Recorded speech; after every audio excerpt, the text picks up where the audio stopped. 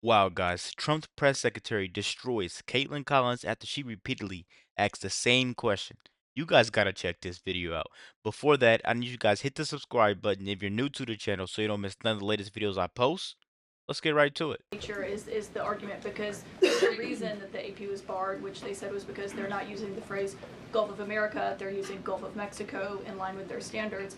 And so the question here is this setting a precedent that this White House will retaliate against reporters who don't use the language that you guys believe reporters should use? And how does that align with the First Amendment commitment that you were just talking about? I was very upfront in my briefing on day one that if we feel that there are lies being pushed by outlets in this room, we are going to hold those lies accountable. And it is a fact that the body of water off the coast of Louisiana is called the Gulf of America. And I'm not sure why news outlets don't want to call it that, but that is what it is. The Secretary of Interior has made that the official designation in the geographical identification name server. And Apple has recognized that. Google has recognized that. Pretty much every other outlet in this room has recognized that body of water as the Gulf of America. And it's very important to this administration that we get that right, not just for people here at home, but also for the rest of the world.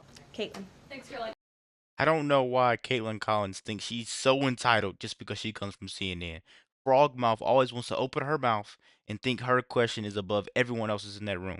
That's why I love Caroline Levitt because she says once you act out of line, you and all your BS goes out the door right along with you. You know, I just love Caroline Levitt being in this position. I have a few things for you, but on the commitment by President Trump, he said that he and President Putin agreed to visit each other's respective nations. Are there any preconditions that President Trump has that President Putin must do before he goes and meets with him, withdrawing some forces, withdrawing all forces, anything like that? Not that I'm aware of. That doesn't mean they don't exist. But I was just talking with the president in our national security team. I wasn't made aware of any conditions, but if they exist, I'm happy to provide those. And on the president himself, he styles himself as this master negotiator. He is now deploying these negotiations, saying that they start immediately. We did hear from the Defense Secretary, Pete Hegseth, though, today saying that NATO membership is not realistic for Ukraine and neither is returning to pre-2014 borders.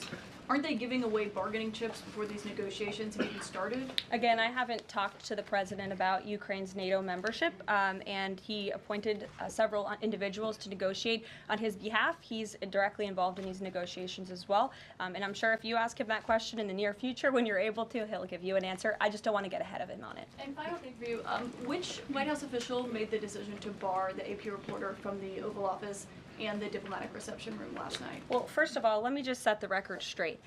It is a privilege to cover this White House. It's a privilege to be the White House press secretary. And nobody has the right to go into the Oval Office and ask the President of the United States questions. That's an invitation that is given.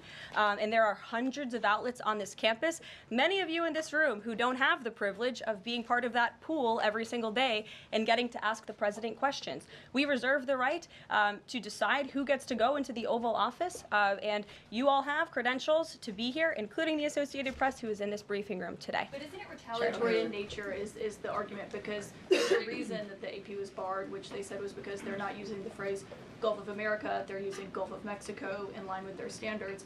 And so the question here is this setting a precedent that this White House will retaliate against reporters who don't use the language that you guys believe reporters should use? And how does that align with the Come on, First man. Amendment commitment that you were just talking about? I was very upfront in my briefing on day one that if we feel that there are lies being pushed by outlets in this room, we are going to hold those lies accountable. And it is a fact that the body of water off the coast of Louisiana is called the Gulf of America. And I'm not sure why news outlets don't want to call it that, but that is what it is. The Secretary of Interior has made that the official designation in the geographical identification name server. And Apple has recognized that. Google has recognized that. Pretty much every other outlet in this room has recognized that body of water as the Gulf of America. And it's very important to this administration that we get that right, not just for people here at home, but also for the rest of the world.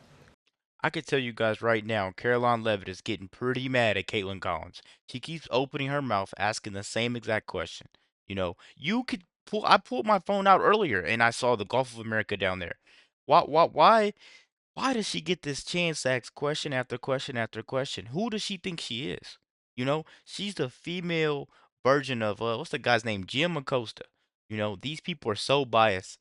You know, at some point you got to realize This isn't journalism. This is activism. These people go over there and they just act a fool. I can't wait until they take their press passes away. He doesn't need to be in there, man. CNN, I'm telling you guys, you're falling off bad. Sure. Thank you, Caroline. The prisoner exchange with Russia coming at the same time as the president is now announcing negotiations to end the war in Ukraine. The timing of that is hard to ignore. Was Ukraine discussed as part of this prisoner swap? I was not involved in those discussions, so I can't comment on whether that came up or not. What I can say is that this was a very good deal for the United States of America and for the rest of the world. As you know, we have confirmed that the Russian who will be returning home very soon, Alexander Vinnik, was a non-violent crypto criminal, and as part of this exchange, he has forfeited more than $100 million that he obtained in that illegal crime. And in exchange, of course, we got Mark Fogel, who is a middle school teacher who kissed the American soil, but kissed the ground last night when he returned to the United States of America. It was a great deal and a great day for our country, and I think everybody, regardless of political affiliation, agrees with that. And was Russia made aware ahead of time of the parameters that the administration and Secretary Hegseth was going to be announcing today? The NATO perimeters? Yes. I'm not sure. You'd have to ask Secretary Hegseth in the Defense Department on that, since he announced them. Jackie. Thank you, Caroline. Just to be clear, so when we're listening for a shift in position on U.S. policy, should we only listen to the president and maybe not the Secretary of Defense? Because what he outlined today would represent a shift in U.S. policy. I'm not saying that. I'm just saying I speak for the President of the United States behind this podium, and I will let him discuss that. Can you tell us any more about the next hostage releases? I understand another American's coming out today. Sure. I'm glad you asked. It speaks to President Trump's deal-making ability, and we can confirm the safe release of one American and two individuals from Belarus, one of whom worked for Radio Liberty. Out of respect for the privacy of these individuals, their request, we have no further details to announce on their identities, but we can confirm that one American was released today, and it's a remarkable victory on the heels of Mark Fogel returning to America last night. Anything on who the U.S. might be releasing in exchange? I don't have details on that at this moment. I don't have details on that at this moment. I do know that these three individuals have been released and are on their way home to their respective countries. Ouija. Caroline, thank you so much. Can you explain how President Trump envisions the war in Russia and Ukraine coming to an end? Does he expect Ukraine to hand over all the territory in question? Again, these negotiations are ongoing. I will allow the president to divulge any red lines that he may set, but I think as deals in the past have come to fruition, the president has proven one of the things that makes him a very effective negotiator is not revealing what he's anticipating from both sides, but he is at the forefront of these negotiations in addition to the very qualified individuals who he's tasked with speaking to both President Putin and President Zelensky. And speaking of deals, a meeting with the President of the United States offers any foreign leader credibility. Was it part of the prisoner swap with Fogel that President Trump agreed to meet with Putin? Again, I was already asked this question. I said I was not made aware of that, but we can certainly get you an answer on that. I'll check in with the NSC. Sure, Monica. Thanks, Caroline. It's clear that this administration is dedicated to both truth and transparency. We know that with DOJ, but we also know that because this administration recently announced it's going to declassify the assassinations of Martin Luther King Jr., JFK, and RFK. I'm wondering, is it likely that we're going to see more information regarding the assassination attempts on the president's life while he was on the campaign trail? In regards to the assassination of the individuals you mentioned, President Trump signed that executive order directing the respective agencies to do it. I know that that process continues and is ongoing. He's committed to transparency in the declassification of these very important files that I think many Americans are not only interested in learning about, but also have the right to know about.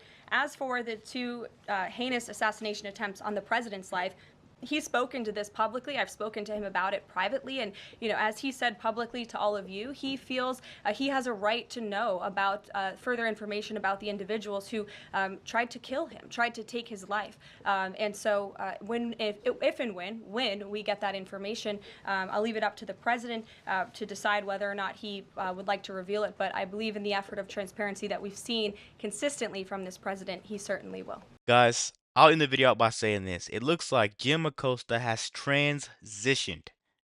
Whenever you ask loaded questions like that, They're not really questions. They're statements to try to prove a point and try to get a gotcha moment. We've been seeing it forever from Caitlin Collins, guys. We need to revoke her, press pass, and we need to get her kicked out of the White House really quick. Let me know what you guys think about this quick video. Be sure to like, comment, subscribe if you're new. And as always, let me know what you react to. We're out.